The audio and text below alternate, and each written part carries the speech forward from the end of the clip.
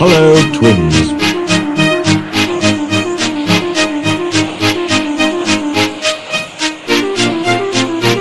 More and more people travelled on the Fat Controllers Railway. More and more ships came to the harbours. Everyone had to work very hard indeed. The trucks complained bitterly. But then trucks always do, and no one takes much notice. The coaches complained too. No sooner had they arrived with one train than they had to go out again with fresh passengers as another. We don't know whether they're coming or going, they protested. We feel quite distracted. No one can say, grumbled Henry, that we're afraid of hard work, but we draw the line at goods trains, finished Gordon. Dirty tracks, dirty sidings, ugh, put in James. What are you boiling about? Asked Duck. I remember on the Great Western, that Tin Pot Railway. Tin Pot indeed! Let me tell you! Silence! Ordered a well-known voice. Let me tell you! An engine for goods work will arrive from Scotland tomorrow. The news was received with acclamation.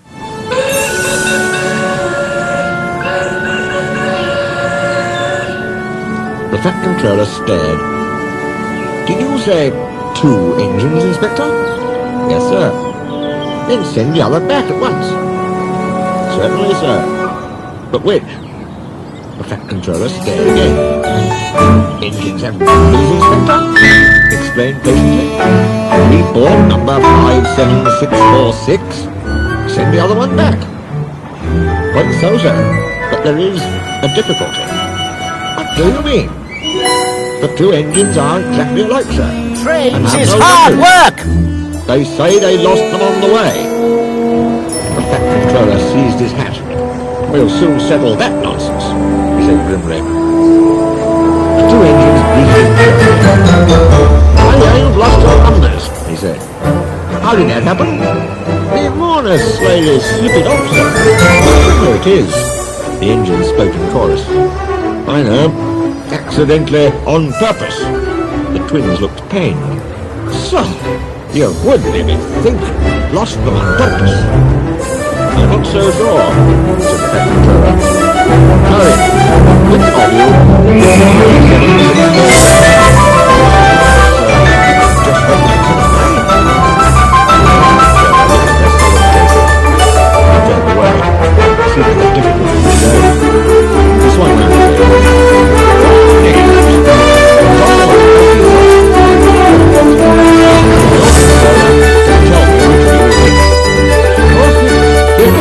more help for him, sir. Why?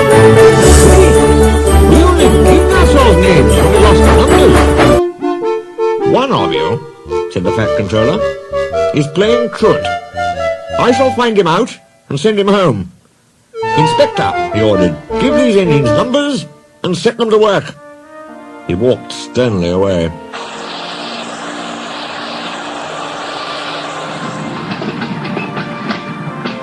Soon workmen came to give the twins their numbers. Donald was 9 and Douglas 10. When the men went away, they were left alone in the shed. You may have noticed, Dougie, that yon painters forgot something. What did they forget? They painted braw new numbers on our tenders, but they put none on us.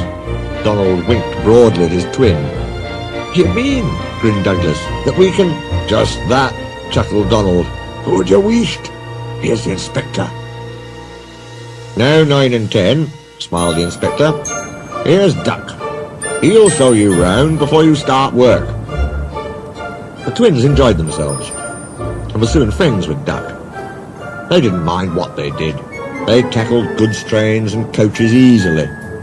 For once the twins had shunted them, trucks knew better than to try any tricks. We like it fine here, said Donald. That's good, smiled Duck. But take my tip. Watch out for Gordon, Henry and James. They're sure to try some nonsense. Give a fuss yourself, chuckled Douglas. We'll soon settle them. Donald and Douglas had deep-toned whistles.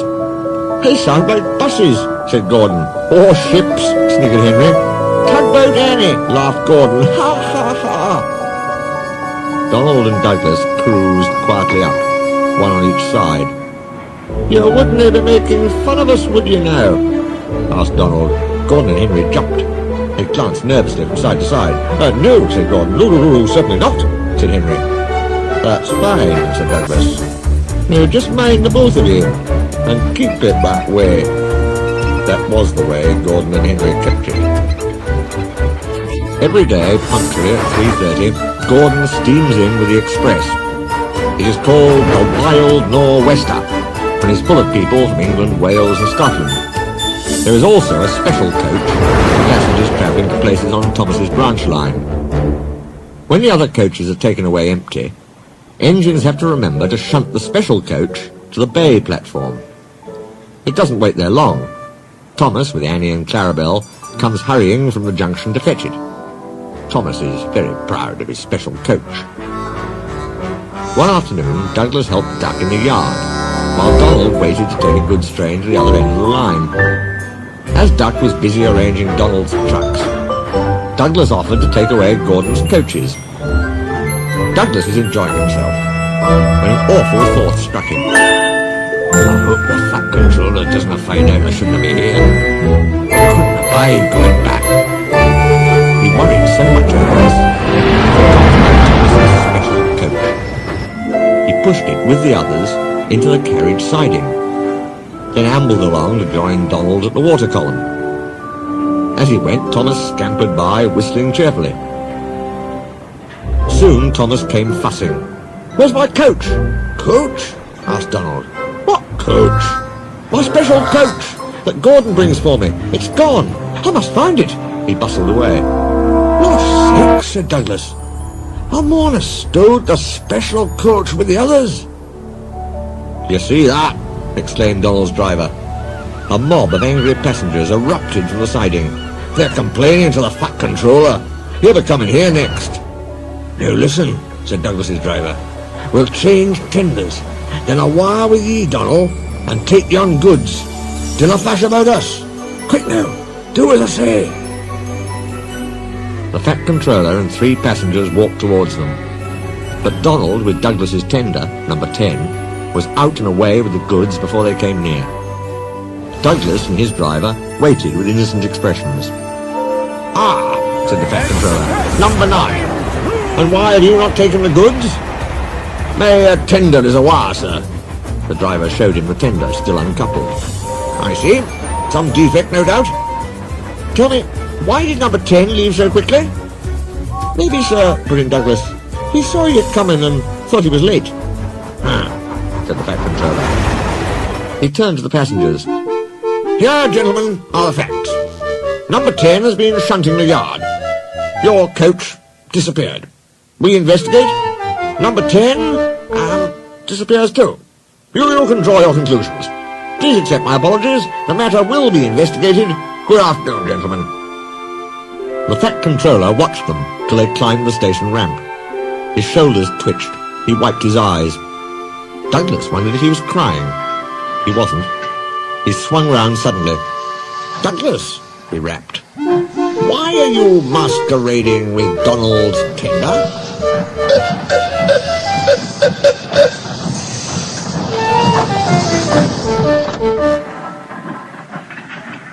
The fat controller scolded both engines severely. "There must be no more tricks," he said. "I shall be watching you both.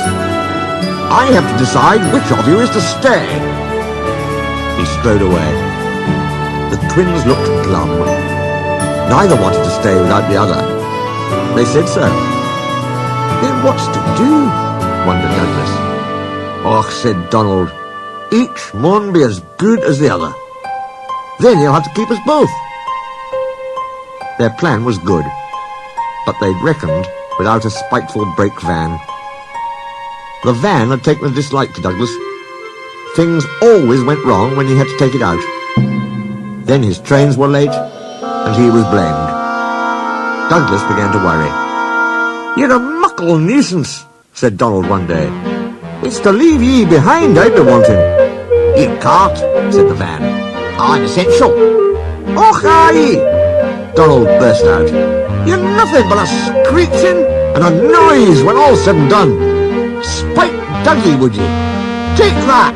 Ow, ow, ow! Cried the van. Good you wished, said Donald severely. There's more coming if you misbehave. The van behaved better after that. Douglas's trains were punctual, and the twins felt happier. Then Donald had an accident. He backed into a siding. The rails were slippery. He couldn't stop in time and crashed through the buffers into a signal box.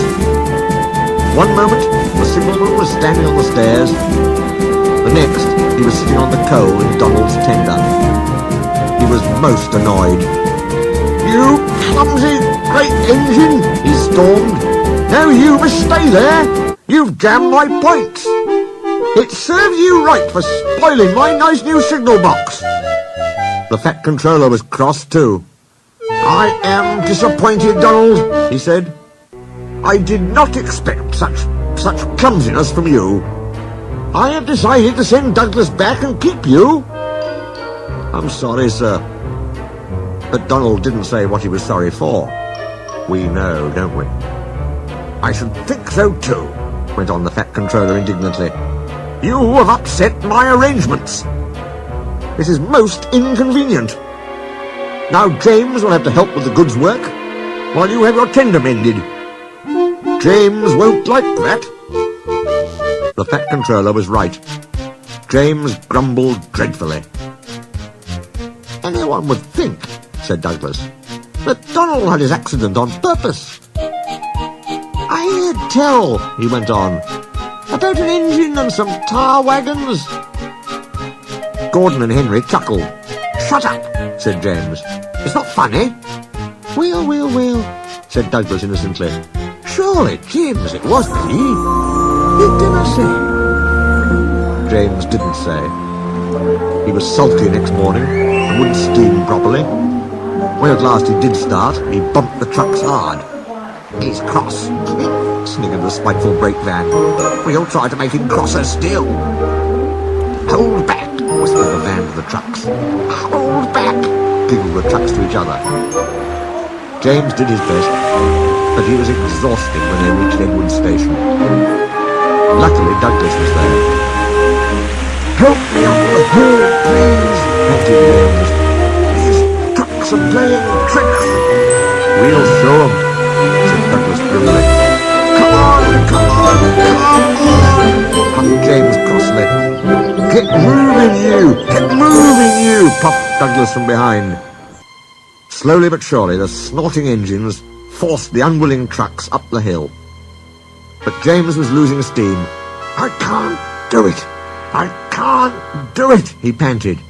"Leave it to me, shouted Douglas. He pushed and he puffed so furiously that sparks leapt from his funnel. Groaned the van. "I wish I'd never thought of this." It was squeezed between Douglas and the trucks. Go on, it screamed, but they took no notice. The guard was anxious. "Go steady," he yelled to Douglas. "The van's breaking." It was too late. The guard jumped as the van collapsed. He landed safely on the side of the line. "I might have known it would be Douglas." "I'm sorry, sir. Maybe I was clumsy, but I wouldn't have been beaten by yon tricksy van." "I see," said the Fat Controller. Edward brought workmen to clear the mess. "Douglas was grand, sir," he said. "James had no steam left, but Douglas worked hard enough for 3. I heard him from my yard." "2 would have been enough," said the Fat Controller dryly. "I want to be fair, Douglas," he went on. "I admire your determination, but I don't know. I really don't know." He turned and walked thoughtfully away.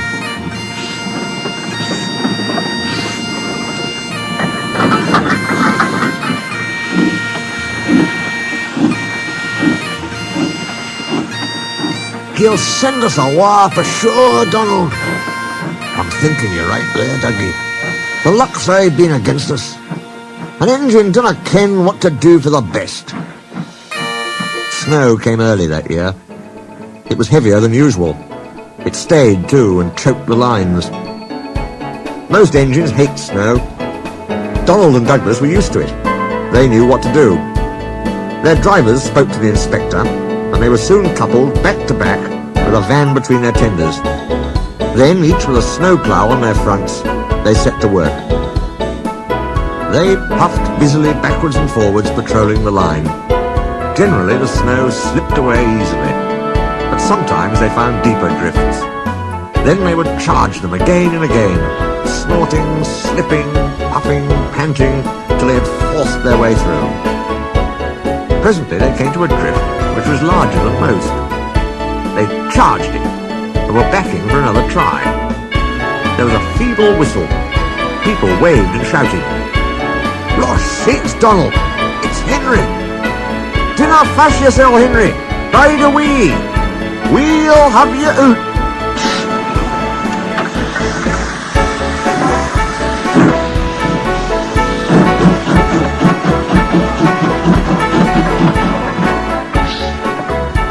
The Fat Controller was returning soon. The twins were glum. "He'll send us back for sure," they said. "It's a shame," sympathised Percy. "A lot of nonsense about a signal box," grumbled Gordon. "Too many of those, if you ask me." "That brake van, too," put in James. "Good riddance, that's what I say." "They were splendid in the snow," added Henry. "It isn't fair." They all agreed that something must be done, but none knew what. One day Percy talked to Edward about it. "What you need," said Edward, "is a deputation." He explained what that was. Percy ran back quickly. "Edward says we need a depot station," he told the others. "Of course," said Gordon. "The question is..." "What is a desperation?" asked Henry. "It's when engines tell the Fat Controller something's wrong and ask him to put it right." "Did you say, tell the Fat Controller?" asked Duck thoughtfully. There was a long silence. "I propose," said Gordon at last, "that Percy be our, disputation." "Oh, that's weak, Percy. I can't." "Rubbish, Percy," said Henry. "It's easy." "That's settled then," said Gordon. Poor Percy wished it wasn't. "Hello, Percy. It's nice to be back." Percy jumped. Some trucks went flying. Yes, sir. Yes, sir, please, sir." "You look nervous, Percy. What's the matter?" "Please, sir, they've made me a desperation, sir. To speak to you, sir. I don't like it, sir." The Fat Controller pondered. "Do you mean a deputation, Percy?" he asked. "Yes, sir, please, sir. It's Donald and Douglas, sir. They say, sir, that if you send them away, sir, they'll be turned into scrap, sir. That'll be dreadful, sir. Please, sir, don't send them away, sir. They're nice engines, sir." "Thank you, Percy. That will do." He walked away. "I had a deputation yesterday," said the Fat Controller. "I understand your feelings, but I do not approve of interference." He paused impressively. "Donald and Douglas, I hear that your work in the snow was good. What colour paint would you like?" The twins were surprised. "Oh, blue, sir, please." "Very well, but your names will be painted on you. We'll have no more mistakes." "Frankly, sir, does this mean that the both of us..." The Fat Controller smiled. "It means..."